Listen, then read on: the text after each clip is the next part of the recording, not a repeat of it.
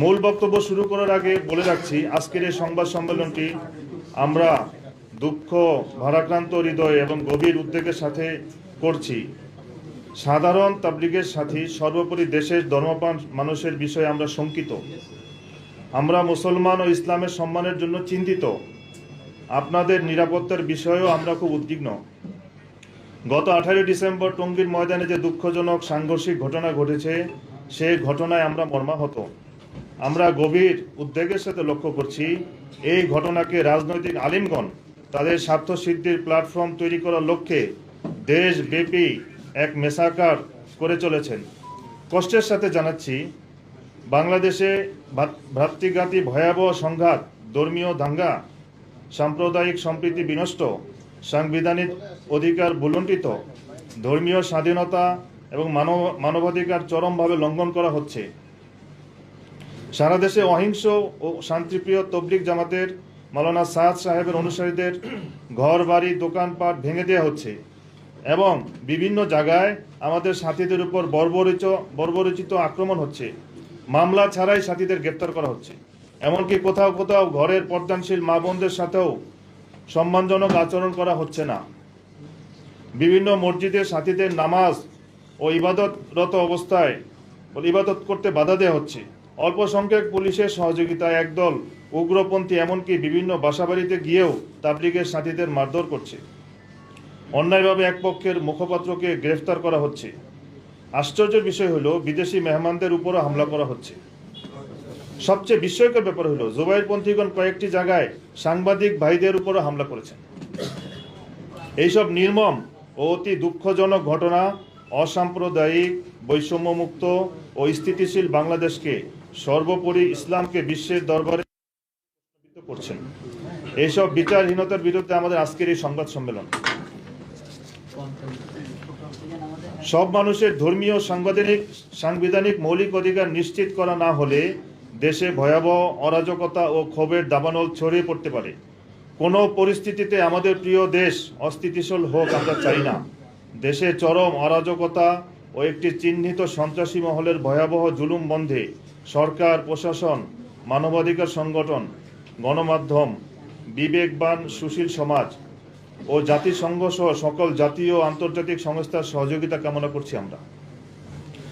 সম্মানিত সাংবাদিক ভাইয়েরা, আপনারা দেখেছেন একটি রাজনৈতিক মহলের প্রকাশ্যে ইন্ধন, উস্কানি ও মদদে টঙ্গীতে দুই পক্ষের মধ্যে যে সংঘর্ষের ঘটনা ঘটেছে, সেটা কেন্দ্র করে সারা দেশে কিভাবে ভয়াবহ এক মব জাস্টিসের পরিবেশ সৃষ্টি করেছে। এই অপশক্তির গভীর ষড়যন্ত্রের কারণে বিশ্ব ইজতেমা হুমকির মুখে পড়েছে। তারা নিজেদের রাজনৈতিক স্বার্থ সিদ্ধির জন্য আন্তর্জাতিক বিশ্ব ইজতেমার মতো এই ইভেন্টকেও নিজেদের দখলে নেওয়ার পায়তারা করে চলেছে। আপনারা জানেন, 20 ডিসেম্বর 2024 তারিখে ঐতিহাসিক টঙ্গীর তুরাগতীরে আমাদের পূর্ব নির্ধারিত জোর পুরানা তাবলিগের সাথীদের যে বাৎসরিক সম্মেলন হয়, তো করার লক্ষ্যে ময়দানে কাজের জন্য আমাদের শান্তিপ্রিয় তাবলিগের সাথীরা ইজতেমা মাঠের পশ্চিম তীরে শান্তিপূর্ণ অবস্থান গ্রহণ করেন। যে কোনো সংঘাত এড়াতে আমরা ইতিপূর্বে প্রশাসনকে বারবার অবহিত করে 36টি চিঠি দিয়েছি। জুবাইরপন্থী ও হেফাজতের নেতাদের কাছে আমরা শান্তি ও সমঝোতার প্রস্তাব জানিয়েছি। উলামা একরামকে দারুল উলুম দেওবন্দের নীতি ও আদর্শের ভিত্তিতে তাবলিগ বিষয়ে নিরপেক্ষ থাকার আহ্বান করেছি আমরা। কিন্তু এই কথা আজ দিবালোকের মতো সুস্পষ্ট যে রাজনৈতিক অপশক্তি তাবলিগের বিতর্ক ও দ্বন্দ্ব জিই রেখে তাবলিগের উভয় পক্ষকে নিয়ন্ত্রণ করার নীল নকশা এঁকেছে। মাওলানা সাদ অনুসারীরা ময়দানে আসলে তুরাগ নদী রক্তে লাল করার হুমকি দিয়েছেন হেফাজতের নেতারা, যে কারণে ওনারা কোনোভাবেই আমাদের সাথে সমঝোতায় আসতে তৈরি হননি। তাই আমরা অত্যন্ত সুস্পষ্ট ভাষায় জানাতে চাই, টঙ্গী ময়দানের ঘটনাটি তাদের ওই হীন ষড়যন্ত্রের একটি অংশ মাত্র।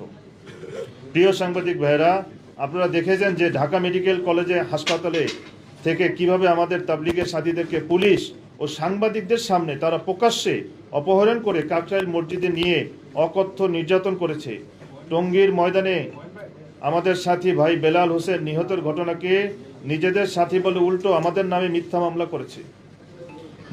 মুফতি মুয়াজ বিন নূরকে বাড়ি থেকে তার স্ত্রী সন্তানদের সামনে পুলিশের উপস্থিতিতে হেফাজত ও ও জুবায়েরপন্থীরা প্রচণ্ড নির্যাতন করতে করতে তুলে নিয়ে গিয়েছে।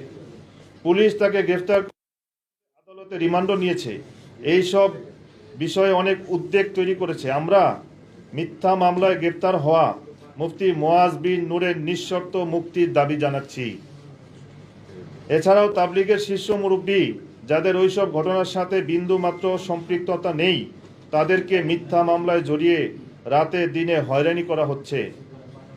পুলিশ জুবায়েরপন্থীদের মামলা গ্রহণ করলেও দুঃখজনকভাবে আমাদের নিহত সাথীর পক্ষে তাদের বিরুদ্ধে মামলা গ্রহণ করেনি, যার ফলে জুবায়েরপন্থী ও হেফাজত কর্মীরা একত্র হয়ে সারা দেশে সিরিজ হামলা ও ব্যাপক সহিংসতা সৃষ্টি করে যাচ্ছে এবং এইসব উগ্রতায় বরাবরের মতোই সহজ সরল মাদ্রাসার ছাত্রদের ঢাল হিসেবে ব্যবহার করে পরিস্থিতিকে ভয়াবহ করে তোলা হচ্ছে।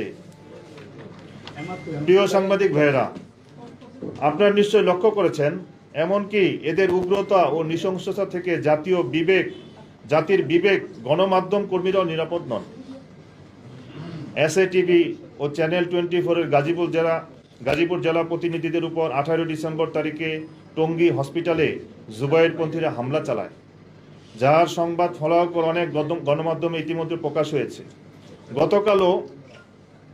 গতকাল 22 ডিসেম্বর 2024 তারিখে টাঙ্গাইল জেলা প্রশাসক অফিসে লাইভ সংবাদ চলাকালীন অবস্থায় ডিবিসি টেলিভিশনের জেলা প্রতিনিধির উপর জুবায়েরপন্থীরা হামলা চালায়। এই সময় আইনশৃঙ্খলা বাহিনীর সদস্যরা উপস্থিত থাকলেও সন্ত্রাসী আক্রমণ থেকে সাংবাদিকদের বাঁচাতে কোনো ভূমিকা পালন করতে দেখা যায়নি। আমাদের জানতে ইচ্ছা করে ধর্মীয় ফেসিবাদের এই ভয়াবহ উগ্রতার শেষ কোথায়? সাংবাদিকরাই যেখানে তাদের নৃশংস ও বর্বরতা থেকে রেহাই পাচ্ছেন না, সেখানে ভিন্নমত পোষণকারী ও সাধারণ মানুষের নিরাপত্তা কোথায়? ঢাকা সহ আমাদের সকল মাদ্রাসা ও শিক্ষা প্রতিষ্ঠানের ছাত্র শিক্ষকদের উপর জুবায়েরপন্থীরা হামলা করতেছে। আমরা গভীর উদ্বেগের সাথে জানাচ্ছি, দেশের বৃহত্তর এই জনগোষ্ঠীকে বরাবর বৈষম্য বিচার বঞ্চিত করা দেশকে ভয়াবহ অস্থিতিশীলতার দিকে ঠেলে দেওয়ার নামান্তর।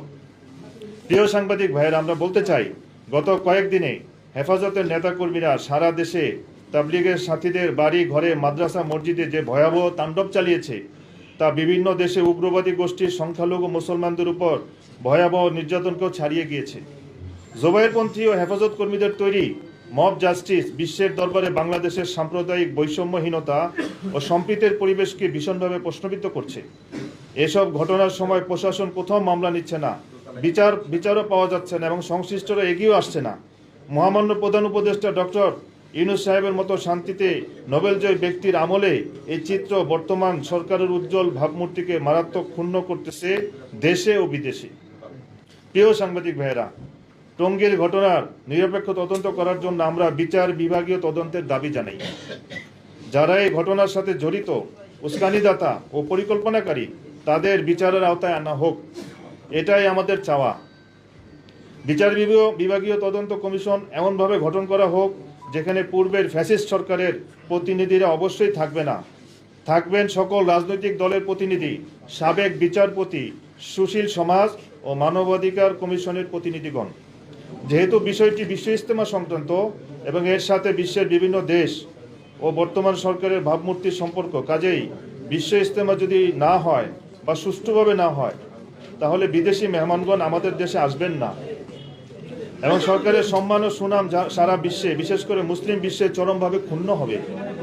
তাই সরকার ঘোষিত 7-8-9 ফেব্রুয়ারি 2025 তারিখে বিশ্ব ইজতেমার দ্বিতীয় পর্ব অনুষ্ঠানের প্রস্তুতি ও বিদেশি মেহমানদের অংশগ্রহণ নিশ্চিত করার বিষয়ে মাওলানা সাদ সাহেবের অনুসারীদের পক্ষ থেকে প্রশাসনের কাছে সব রকমের সহযোগিতা আশা করছি।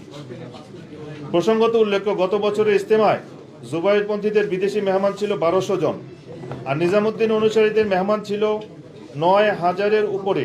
এই হিসাবে বিস্তারিত প্রশাসনের কাছে আছে। আমার প্রিয় সাংবাদিক ভাইয়েরা, আমরা আপনাদের মাধ্যমে প্রশাসন সহ গোটা জাতির কাছে স্পষ্ট করে বলতে চাই, তাবলিগের মূল ধারার কার্যক্রম দুনিয়া জুড়ে দিল্লি নিজামুদ্দিন মার্কাজ থেকেই গত 100 বছর ধরে পরিচালিত হয়ে আসছে। নিজামুদ্দিন মার্কাজের সরাসরি তত্ত্বাবধানে প্রায় 66 বছর ধরে টঙ্গীর তুরাগ তীরে বিশ্ব ইজতেমা অনুষ্ঠিত হয়ে আসছে।